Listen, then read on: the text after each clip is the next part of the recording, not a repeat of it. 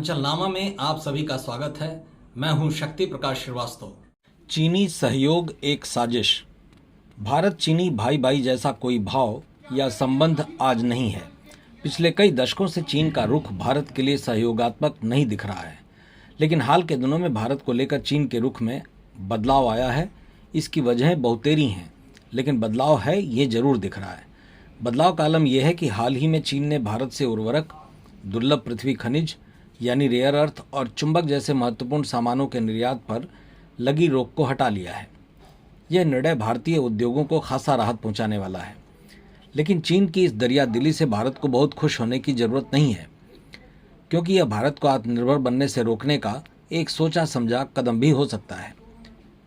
क्योंकि माना जाता है कि जिसकी भूमिका एक बार संदेह के घेरे में आ गई हो, उसके किसी भी निर्णय पर बहुत सोच समझकर प्रतिक्रिया देनी चाहिए।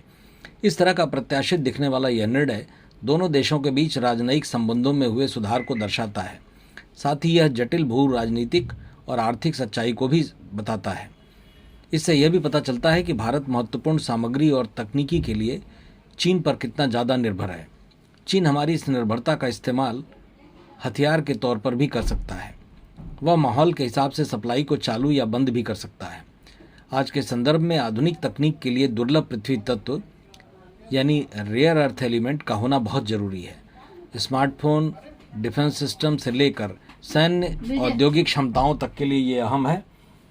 प्रकृति में रेयर अर्थ एलिमेंट प्रचुर मात्रा में होने के बावजूद उसका निकालना पर्यावरण के लिए चुनौतीपूर्ण है, जबकि पूरे वैश्विक उत्पादन का लगभग 60 से 70% हिस्सा चीन के पास है।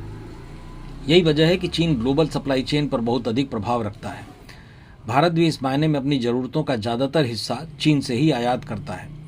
लिहाजा चीन जब चाहे हमारे देश के स्वच्छ ऊर्जा से लेकर इलेक्ट्रॉनिक्स मैन्युफैक्चरिंग और रक्षा उत्पादन तक के प्रमुख क्षेत्रों को प्रभावित कर सकता है। चीन शुरू से ही एक व्यापारी की तरह संबंध रखता है। तनाव बढ़ने की स्थिति में उस देश की सप्लाई को कम करना और राजनयिक संबंध बेहतर होने की स्थिति में उसे फिर से शुरू कर देना उसकी फितरत में शामिल है। भारत, जापान, यूरोपीय संघ और यहाँ तक कि अमेरिका को भी उसके इस तरह के दबाव का सामना करना पड़ा है।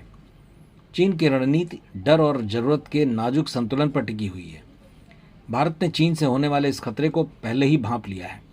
यही वजह है कि भारत सरकार ने अपनी रेयर अर्थ वैल्यू चेन विकसित करने के लिए अपनी स्वामित्व वाली कंपनी RRAEL को रेयर अर्थ मैग्नेट्स का व्यावसायिक उत्पादन करने के लिए जापानी और दक्षिण कोरियाई कंपनियों के साथ सहयोग बढ़ाने का सहयोग दिया है।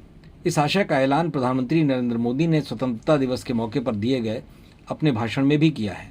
उन्होंने स्पष्ट किया है कि भारत महत्वपूर्ण खनिजों में आत्मनिर्भरता हासिल करने के लिए प्रयासरत है। भारत के इस प्रयास से इतना तो होगा ही कि चीन कभी एक तरफा निर्णय भारत के विरोध में नहीं कर पाएगा। मतलब की बात में आज बस इतना ही। कल फिर मुलाकात होगी इसी समय, इसी चैनल पर। तब तक के लिए नमस्कार।